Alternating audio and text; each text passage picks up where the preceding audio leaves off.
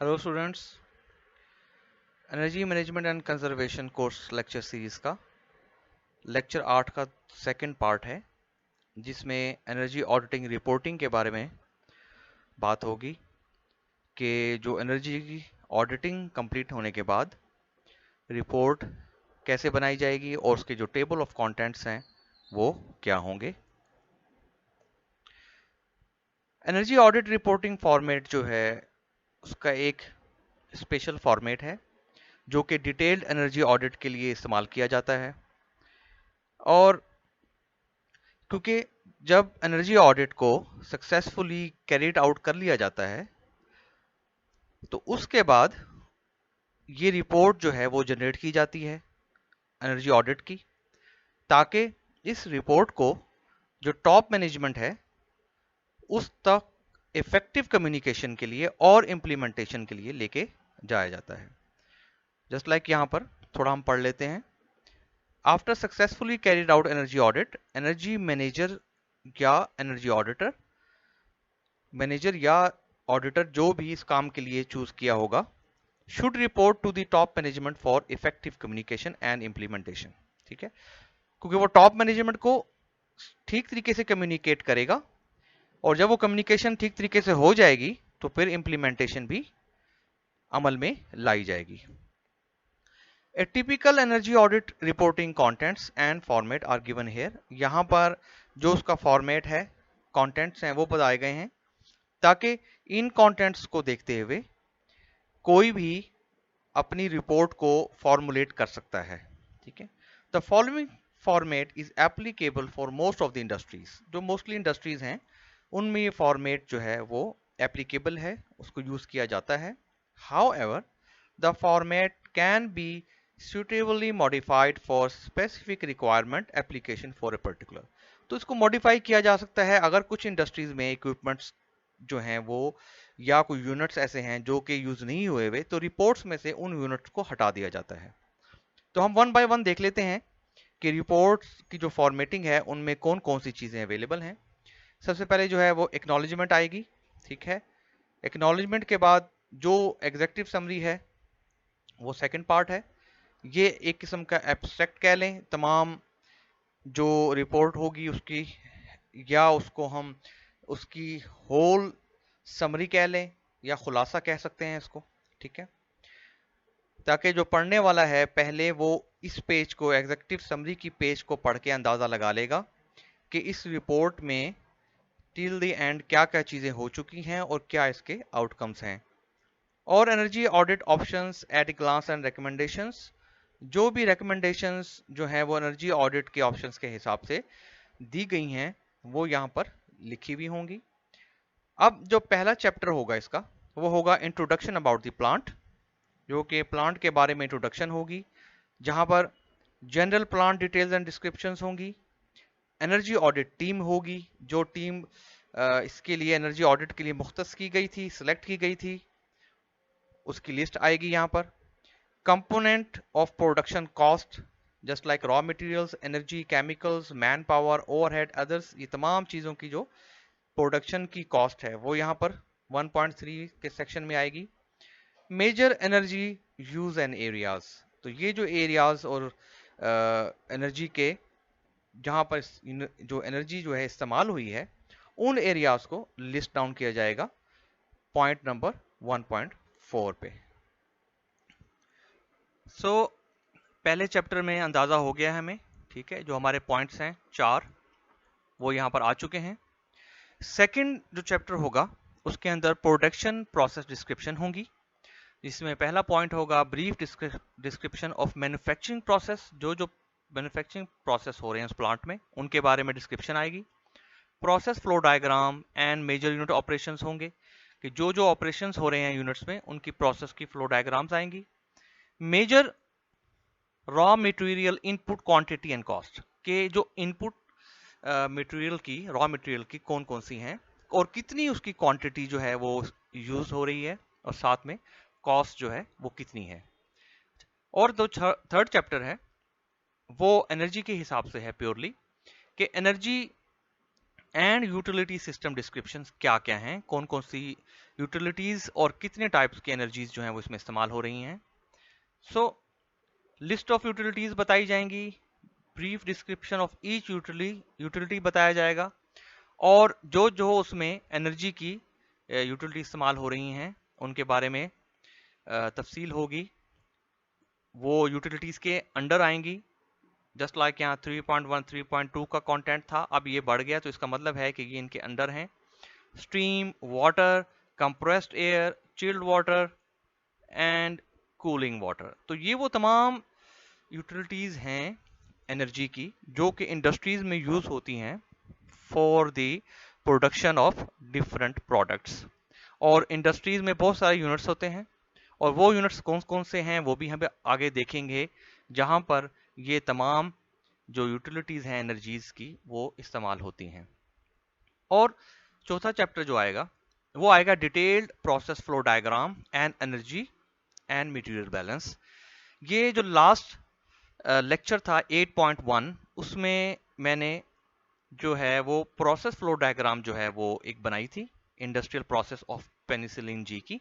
तो आपको अंदाजा हो गया होगा कि प्रोसेस फ्लो डायग्राम जो है वो किस लिए बनाई जाती है, और उसमें जो इनपुट्स हैं और रॉ मटेरियल ऐड करके आउटपुट्स की स्ट्रीम की तरफ लेके जाया जाता है। ठीक है, तो फ्लो चार्ट बनाया जाएगा किस चीज का, जिसमें फ्लो रेट होंगे, टेम्परेचर होगा, pressures of all input output streams होंगी, कि जो से कौन कौन सी आउटपुट निकलेगी, कौन कौन से वेस्ट होंगे। ठीक है, ये तमाम डिटेल्ड प्रोसेस फ्लो डायग्राम पे बताया जाएगा। Water balance for entire industry, ये भी इसी के अंदर ही ऐड होगा। अच्छा, अब आ जाता है इसके बाद 5th चैप्टर जो कि है energy efficiency in utility and process systems. के इंडस्ट्री में एनर्जी की जो एफिशिएंसी है वो कौन कौन से प्रोसेसेस में कितनी है, कैसी है, कितनी कंजप्शन है, कौन कौन से जो हैं वो यूनिट्स हैं, वो तमाम जो है इस चैप्टर नंबर 5 में आएंगे। स्पेसिफिक एनर्जी कंजप्शन इसमें आएगी, पहला पॉइंट। बॉयलर एफिशिएंसी असेसमेंट आएगा, जिन इंडस्ट्रीज में बॉयलर यूज हो रहे हैं वहां पर ये पॉइंट ऐड हो जाएगा। थर्मिक फ्लूइड हीटर परफॉर्मेंस, ठीक है। Furnace efficiency analysis, cooling water system, cooling towers जहां जहां इस्तेमाल हो रहे हैं इंडस्ट्रीज में, ठीक है। DG set performance assessment, diesel generator set, ठीक है। रेफ्रिजरेशन सिस्टम बहुत ज्यादा इस्तेमाल है इंडस्ट्रीज में। Compressed air system, electric motor load analysis और लाइटिंग सिस्टम। ये वो तमाम सिस्टम हैं जो एक टॉप लेवल की जो इंडस्ट्री है वहां अवेलेबल होते हैं, और ये तमाम जरूरी नहीं है कि हर इंडस्ट्री में ये तमाम प्रोसीजर्स फॉलो हो रहे हों। According to the requirement of the product different industries में डिफरेंट यूनिट्स हो सकते हैं। लाइटिंग सिस्टम तकरीबन हर ऑर्गेनाइजेशन में होगा, इंडस्ट्री में होगा। इलेक्ट्रिक मोटर लोड एनालिसिस तकरीबन सब में होगा। रेफ्रिजरेशन, कंप्रेस्ड एयर वगैरह और डीजी सेट मोस्टली अवेलेबल होंगे, ठीक है। और जिसके बाद जो नेक्स्ट चैप्टर है वो है energy conservation options and recommendations. यहाँ पर जो है वो रिकमेंडेशंस दी जाएंगी एनर्जी कंजर्वेशन की, just like list of options in terms of no cost, low cost, medium cost, high investment cost, annual energy and cost saving and payback, ये तमाम बातें यहाँ पर आएंगी। और implementation plan for energy saving measures projects, जो भी implementation plan है उसके बारे में यहाँ पर बताया जाएगा कि एनर्जी सेविंग मेजर्स जो है प्रोजेक्ट्स की, उसका जो इम्प्लीमेंटेशन प्लान है वो क्या होगा। एनेक्शंस यूज किए जा सकते हैं, just like list of energy audit worksheets जो हैं, क्योंकि जितना भी काम होगा वो सारा का सारा रिटर्न फॉर्म में होगा, ठीक है। तो उनके डॉक्यूमेंट्स जो हैं वो एनेक्शंस में यूज किए जा सकते हैं। लिस्ट ऑफ इंस्ट्रूमेंट्स, कौन कौन से इंस्ट्रूमेंट्स यूज किए थे फॉर द ऑडिट, वो यहाँ आ सकते हैं। And list of vendors and other technical details, ये तमाम चीजें एनेक्चर्स के हिसाब से यहाँ पर यूज की जा सकती हैं। सो ये एक डिटेल्ड एनर्जी ऑडिट है जो कि बड़ी इंडस्ट्रीज में इस्तेमाल होता है, उसकी रिपोर्ट का फॉर्मेट है। इसको चेंज किया जा सकता है, एप्लीकेबल किया जा सकता है अकॉर्डिंग टू दी नीड और अकॉर्डिंग टू दी रिक्वायरमेंट, ठीक है। अब चलते हैं नेक्स्ट स्लाइड की तरफ। अच्छा, एनर्जी ऑडिट रिपोर्टिंग फॉर्मेट में कुछ वर्कशीट्स हैं जिनको यूज किया जा सकता है, ठीक है, for the guidance of energy audit assessment and reporting. अच्छा, अगर हम ये पहली शीट की बात करें तो ये summary of energy saving recommendations हैं। ठीक है, ये शीट यूज की जा सकती है एक्सेल में बना के, या सिंपल एक हार्ड कॉपी में इसको बाय हैंड भी बनाया जा सकता है, कि जिसमें एनर्जी सेविंग रिकमेंडेशंस जो हैं वो बताई जाएंगी, लिखी जाएंगी, और energy annual energy fuel and electricity savings कितनी होंगी, किलोवाट आवर हो सकती हैं, स्लैश मिलियन टन्स या मेट्रिक टन्स, ये डिफरेंट जो है वो इंडस्ट्री जो है वो डिफरेंट यूज करती है इसके, ठीक है, मिलियन टन्स कह लें या इसको मेगा टन्स भी कह सकते हैं, मेट्रिक टन्स भी कह सकते हैं। ठीक है, और इसी तरीके से हमारे पास नेक्स्ट जो है वो एनुअल सेविंग्स होंगी। ठीक है, एनुअल सेविंग्स कितनी हैं वो यहाँ पर आ जाएंगी, और कैपिटल इन्वेस्टमेंट कितनी जो है वो यूज हुई वो यहाँ पर आ जाएगी, और आखिर में सिंपल पे बैक पीरियड कितना था वो हम यहाँ पर बता देंगे इस पॉइंट में। अच्छा, ये हो गया कंप्लीट। अच्छा, ये जो है इसको हम कह सकते हैं kilo litre per metric tonne. ठीक है, so according to the requirement fuel and electricity को हम यहाँ पर लिखेंगे कि वो इंडस्ट्री कितना यूज कर रही है। अच्छा, अब अगर हम यहाँ पर आते हैं सेकंड जो हमारा ग्राफ है कि types and priority of energy saving measures वो कौन कौन से हो सकते हैं, वो हमारे पास 3 टाइप के हैं, ए बी सी। अगर हम ए की बात करें तो उसमें नो इन्वेस्टमेंट होगी, वो इमीडिएट हो सकता है, ऑपरेशनल इंप्रूविंग हाउसकीपिंग, ये ए है। मतलब इसको मतलब ये हुआ कि अगर हम ये वाला प्लान यूज करें तो उसके अंदर हमारे पास इन्वेस्टमेंट की जरूरत नहीं है, इमीडिएट है, फॉरवर्ड हम ऑपरेशन कर सकते हैं उसकी, और हाउसकीपिंग में इसको इस्तेमाल कर सकते हैं। और उसी तरीके से एनुअल इलेक्ट्रिसिटी फ्यूल सेविंग इसमें सब कुछ आएगा यहाँ पर, एनुअल सेविंग्स रुपीज में यहाँ पर आएंगी, और जो प्रायोरिटीज हैं वो क्या होंगी वो मैं अभी आपको यहाँ बताऊंगा टेबल 3.1 में। ठीक है, अगर हम बी प्लान यूज करें तो मींस लो इन्वेस्टमेंट होगी, शॉर्ट टू मीडियम टर्म, ठीक है, कंट्रोल्स इक्विपमेंट मॉडिफिकेशन हो सकती हैं, और प्रोसेस चेंज होगा इसमें। और अगर सी पे आए तो हाई इन्वेस्टमेंट होगी, लॉन्ग टर्म है, हाई इन्वेस्टमेंट है तो लॉन्ग टर्म होगी, एनर्जी एफिशिएंट डिवाइसेस यूज होंगी, और product modification and technology changes होंगी। तो यहां से हम अंदाजा लगा सकते हैं कि type of energy saving options हमारे पास कितने टाइप्स की हैं, 3 टाइप्स की। ठीक है, now let's see the project priority guideline.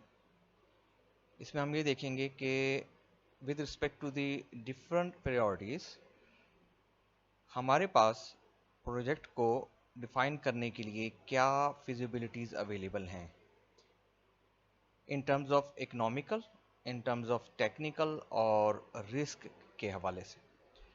तो अगर हम यहाँ बात करें सबसे पहले ए गुड की, अगर हम ये कहें कि this is the best priority method, यहाँ हम इसको ये कह लें कि this is the best feasibility to take the risk, इसको लिया जा सकता है। तो गुड में अगर हम बात करें इकोनॉमिकली फिजिबिलिटी की तो हम देख रहे हैं कि it is well defined and attractive. It's mean कि जो भी प्रोजेक्ट बनाने जा रहे हैं या जो भी प्रोजेक्ट को लगाने जा रहे हैं वो अच्छे तरीके से डिफाइंड किया गया है और अट्रैक्टिव भी है in terms of economical. Technical feasibility ये है कि एग्जिस्टिंग टेक्नोलॉजी एडिकेट है, एग्जिस्टिंग टेक्नोलॉजी इतनी है कि इस प्रोजेक्ट को कंप्लीट करने के लिए इनफ होगी। तो इसके हवाले से अगर हम रिस्क फिजिबिलिटी की बात करें तो यहाँ पर रिस्क ना होने के बराबर है और हाईली फिजिबल है due to the adequate technology and well defined and attractive. Second number पे अगर बात करें तो इट इज मे बी, ठीक है, बी इज मे बी। इसमें यह है कि well defined and only marginally acceptable.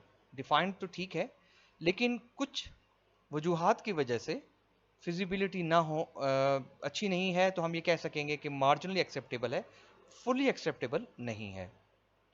तो एग्जिस्टिंग टेक्नोलॉजी में बी अपडेटेड, एग्जिस्टिंग टेक्नोलॉजी जो मौजूद है उसको अगर थोड़ा अपडेट कर लिया जाए तो इस जो बी प्रायोरिटी है इस पे काम किया जा सकता है, या लैक ऑफ कंफर्मेशन है। और रिस्क फिजिबिलिटी क्या है कि माइनर ऑपरेटिंग रिस्क हैं, ठीक है, और में भी फिजिबल हो सकता है कि अगर उसको टेक्नोलॉजी को ठीक तरीके से अपडेट कर दिया जाए और जो लैक ऑफ कंफर्मेशन थी उसको भी जो है वो कंफर्म कर दिया जाए, जो इन्फॉर्मेशन है उसको सही तरीके से डिफाइन किया जाए, तो इसको मे बी फिजिबल कहा जा सकता है। C is the held one, poor defined and marginally unacceptable, जो डिफाइंड ही ठीक नहीं है, उसके गोल्स ही ठीक नहीं है, ऑब्जेक्टिव्स ही ठीक नहीं है, तो दैट इज मार्जिनली अनएक्सेप्टेबल, बहुत ही कम चांस है कि उसको एक्सेप्ट किया जाए। एग्जिस्टिंग टेक्नोलॉजी इज इनएडिकेट है, एग्जिस्टिंग टेक्नोलॉजी मौजूद ही नहीं है, तो it's very difficult to consider this project, so doubtful है। And in the fourth one is D, this means no, priority बिल्कुल भी नहीं उसको दे सकते। Clearly not attractive, need major breakthrough, इसका मतलब यह है कि टेक्नोलॉजी की इन्वेंशन जो है वो बिल्कुल नए अंदाज में चाहिए और बिल्कुल भी फिजिबल नहीं है। ठीक है, तो following reporting format can be used as guidance for energy conservation recommendations, के एनर्जी कंजर्वेशन रिकमेंडेशंस की जो रिपोर्टिंग फॉर्मेट वो कैसे की जाएगी, हम यहां देख लेते हैं स्टेप बाय स्टेप कि ए में टाइटल ऑफ रिकमेंडेशन क्या आ रहा है। Combined DG set cooling tower with main cooling tower, दो हैं, मेन कूलिंग टावर के साथ डीजी सेट कूलिंग टावर एक जो है ना वो यूज किया हुआ है। और डिस्क्रिप्शन क्या है इसकी कि main cooling tower is operating with 30% of capacity, the rated cooling water is 5000 metre cube per hour, 2 cooling water pumps are in operations, जिनकी कॉन्टिन्यूस ऑपरेशन कर रहे हैं, 50% उसकी रेटेड कैपेसिटी है। अच्छा, a separate cooling water is also operating for DG set operation continuously, एक separate जो DG set जो है ना डीजल जनरेटर सेट लगाया हुआ है ऑपरेशन करने के लिए, ठीक है, जो कि एक्स्ट्रा लगा हुआ है यहां पर। ठीक है, अब क्या करेंगे, अब करेंगे ये कि जब ये डिस्क्रिप्शन ऑफ प्रपोज सिस्टम, अब क्या करेंगे एग्जिस्टिंग सिस्टम को प्रपोज सिस्टम में कन्वर्ट करेंगे। वो कैसे करेंगे कि the DG set cooling water flow is only 240 metre cube per hour, ये बहुत ही थोड़ा फ्लो है, जो कि special DG set cooling water flow लगा रखा है उससे just 240 metre cube per hour मिल रहा है। By adding this flow into the main cooling water, अगर हम इसी वाटर फ्लो को मेन कूलिंग वाटर या जो हमारा फ्लो हो रहा है ये 5000 मीटर क्यूब पर आवर वाला, क्यों ना उसमें ऐड कर दें। अगर हम उसमें ऐड करते हैं तो will eliminate the need for a separate cooling tower operation for DG set. उसका फायदा ये होगा कि हमें जो एक्स्ट्रा डीजी सेट जो है ना ये ऑपरेशन सेट चलाना पड़ रहा है उसकी हमें जरूरत नहीं पड़ेगी। तो besides improving the percentage loading of main cooling tower, और परसेंटेज लोडिंग ऑलरेडी 50% पे चल रहा है, तो मतलब हमें कोई फर्क नहीं पड़ेगा, उल्टा उसकी जो परसेंटेज लोडिंग है वो बेहतर हो जाएगी। सो क्या सजेस्ट किया जा रहा है, सजेस्ट ये किया जा रहा है to stop the DG set cooling tower operation. अच्छा, अब कैलकुलेशंस कैसे की गई हैं, कैपेसिटी मेन कूलिंग टावर की हमें पता है 5000 मीटर क्यूब पर आवर है। अच्छा, तो मेन कूलिंग टावर का जो टेम्परेचर है वो है 8 डिग्री सेंटीग्रेड डिजाइनिंग का, ठीक है। अब प्रेजेंट कैपेसिटी जो है वो 3000 है, तो इसके हिसाब से प्रेजेंट कैपेसिटी के हिसाब से जो हमारे पास ऑपरेटिंग टेम्परेचर आ रहा है वो आ रहा है 4 डिग्री सेंटीग्रेड, 4 डिग्री हेयर, ठीक है।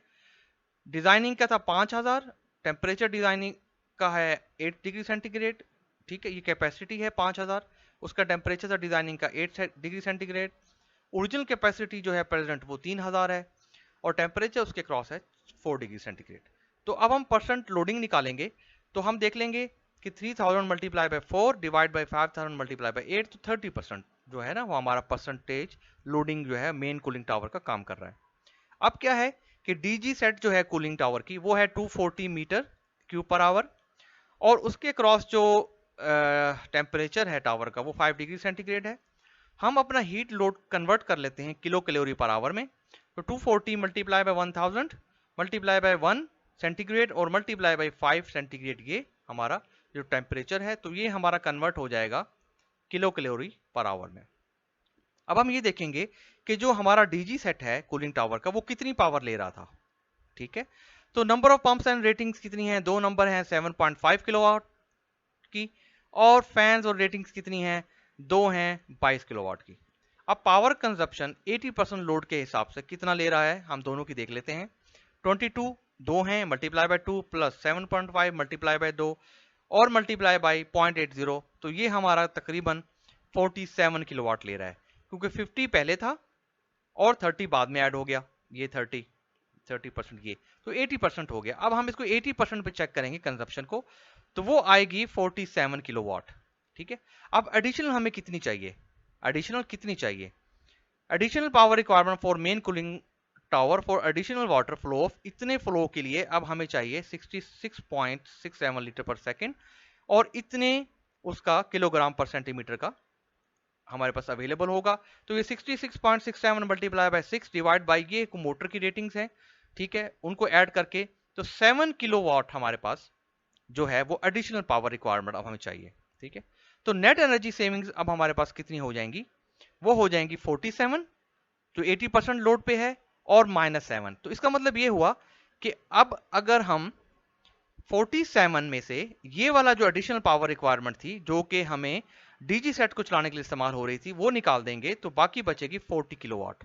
तो इसका मतलब ये हुआ कि हमारे पास जो सेविंग है वो कितनी बनेगी आगे। ठीक है, 40 किलोवाट के हिसाब से सेविंग है, और कॉस्ट बेनिफिट कैसे होगा वो भी देख लेते हैं। Annual energy saving potentials 40 kilowatt multiply by annual hours आ गए, तो ये बनता है तकरीबन 3,36,000 units per year. Annual cost saving बनेगा, ये टोटल यूनिट्स मल्टीप्लाई बाई 4 यहाँ लिखा हुआ है, आप अपनी कॉस्ट के हिसाब से यूनिट के हिसाब से प्राइस लिख सकते हैं यहाँ पर। तो ये 13.4 लाख पर ईयर हो गया। और इन्वेस्टमेंट कितनी करनी पड़ी, सिर्फ पाइपिंग की कॉस्ट की इन्वेस्टमेंट करनी पड़ेगी जब हमें डीजी सेट को हटाना पड़ेगा, तो वो सिर्फ 1 या 1.5 लाख की होगी। तो और जो सिंपल पे बैक पीरियड टाइम होगा वो कितना होगा, टोटल कॉस्ट में से सिर्फ 2 महीने लगेंगे या उससे भी कम लगेंगे, और पे बैक पीरियड जो है वो आ जाएगा, क्योंकि टोटल बचत हो रही है 13.4 लाख की, और उसमें से जो कॉस्ट ऑफ पाइपिंग है वो सिर्फ 1.5 लाख है। तो मतलब बहुत ही कम तादाद टाइम में, लेस देन 2 मंथ जो है वो पे बैक पीरियड जो है वो मिल जाएगा। तो इस तरीके से एनर्जी ऑडिट रिपोर्टिंग फॉर्मेट जो है वो कंप्लीट हो जाएगी, और रेकमेंडेशन जो है वो एनर्जी कंजर्वेशन की दी जा सकती हैं किसी भी इंडस्ट्री को इस फॉर्मेट के तहत, कि कितनी इंडस्ट्री में जो ऑलरेडी जो एनर्जी यूज हो रही है अगर वो ज्यादा है और उसको बचाने के लिए ऑलरेडी यूज इक्विपमेंट को यूज किया जा सकता है, जस्ट लाइक यहाँ पर इस एग्जांपल में किया गया कि जो मेन कूलिंग टावर था, ठीक है, वो 30% जस्ट कैपेसिटी पे चल रहा था। ठीक है, इसलिए अब उसको उसी कैपेसिटी को बढ़ा दिया गया, क्या जरूरत है DG set cooling water flow को एक्स्ट्रा चलाने की, जिसमें जस्ट जो है वो 240 मीटर क्यूब पर आवर का वाटर फ्लो था, तो इसलिए बेहतर था उसको खत्म कर दिया गया और मेन कूलिंग टावर में ऐड कर दिया गया, और उससे हमारी अच्छी खासी एनुअल सेविंग हो गई। उम्मीद है जी आज का लेक्चर आप लोगों को पसंद आया होगा। Okay, Allah Hafiz, thank you.